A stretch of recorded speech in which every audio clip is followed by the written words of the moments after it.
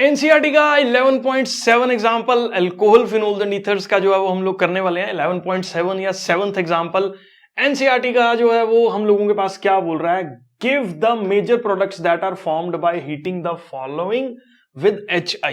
तो देखो बेटा बेसिकली हम लोग यहाँ क्या कर रहे हैं, इसको HI मॉलिक्यूल के साथ जो है वो हीट कर रहे हैं। तो HI मॉलिक्यूल को थोड़ा सा आपको अंडरस्टैंड करना पड़ेगा।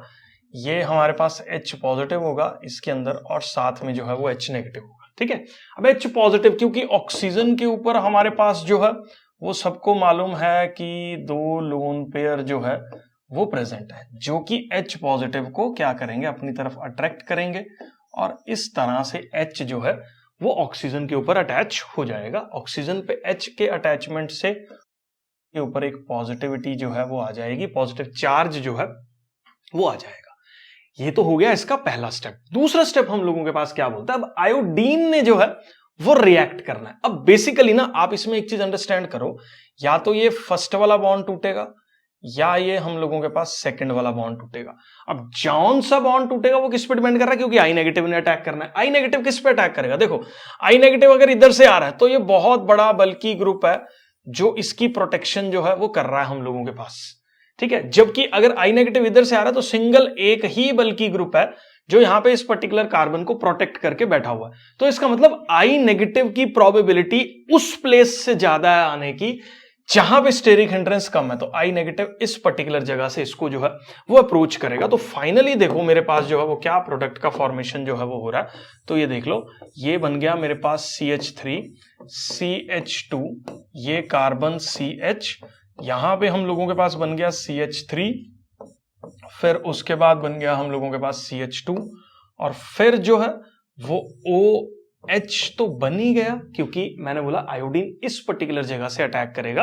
क्यों? क्योंकि यहां पे स्टेरिक हिंड्रेंस कम है। जब आयोडीन इस पर्टिकुलर जगह से अटैक करेगा तो ये बॉन्ड ब्रेक करेगा और हम लोगों के पास किस चीज का फॉर्मेशन जो है वो होगा, तो हमारे पास यहाँ पे इथाइल आयोडाइड का फॉर्मेशन जो है वो हमारे पास यहाँ पे हो जाएगा। कौन से वाले पार्ट के अंदर बेटा, फर्स्ट पार्ट के अंदर इस चीज का फॉर्मेशन जो है वो हो रहा है। अब दूसरा केस अंडरस्टैंड करते हैं, वही सेम काम। यहां पे सबसे पहले जो है वो हमारे पास हाइड्रोजन जो है वो अटैच हो गया, क्योंकि इसके ऊपर पॉजिटिविटी जो है वो आ गई।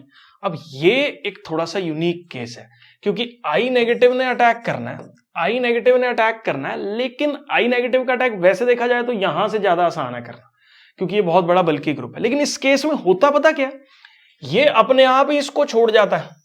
कारण क्या है, क्योंकि यहां पे 3rd डिग्री कार्बोकटायन का फॉर्मेशन जो है वो हो जाता है। अब जब 3rd डिग्री कार्बोकटायन का फॉर्मेशन हो गया तो वो एक स्टेबल जो है वो हम लोगों के पास स्पीशी या कटायन का फॉर्मेशन जो है वो हम लोगों के पास हो रहा है, जिसकी वजह से हम लोगों के पास इस पर्टिकुलर जगह पे पॉजिटिव चार्ज अपने आप ही क्रिएट हो जाता है और वो कहता है आओ जी, नेगेटिव चार्ज आयोडीन जो है वो फटाफट से जो है वो वहां पे अटैक कर जाता है और यहां पे जो है वो अटैच होगा। जबकि अगर हम लोग माने कि ये बॉन्ड ना ब्रेक होता तो ये आयोडीन इस पर्टिकुलर जगह से जाता, क्योंकि यहां पे स्टेरिक हिंड्रेंस कम थी। लेकिन यहां पे क्योंकि 3rd डिग्री कार्बोकैटायन जो है वो हम लोगों के पास थोड़ा सा ज्यादा स्टेबल होने की वजह से अटैक जो है वो आयोडीन का इस पर्टिकुलर कार्बन पे होता है।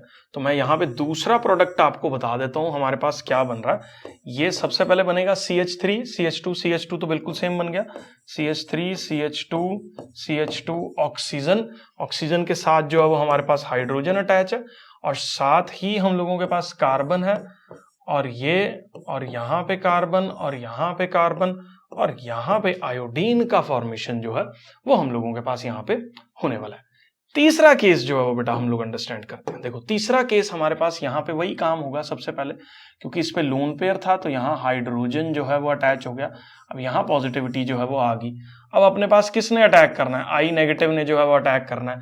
या तो इधर से करेगा अटैक या इस वाले कार्बन पे करेगा अटैक। तो खुद ही देख लो यार, एक तो ये ऑक्सीजन का लोन पेयर इसके साथ रेजोनेंस कर रहा है, तो इस पर्टिकुलर जगह पे तो पहले से ही एक पार्शियल कौन से वाला बॉन्ड होगा, डबल बॉन्ड का करेक्टर जो है वो हम लोगों के पास प्रेजेंट होगा।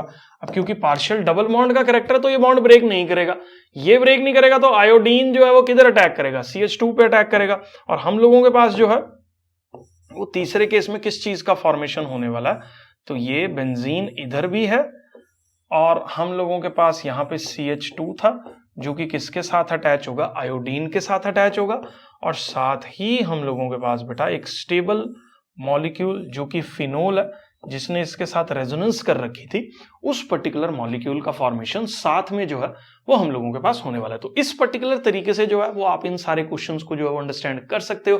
मैं ज्यूम करके चल रहा हूं बेटा जी, ये सब जो है वो आपको क्लियर है।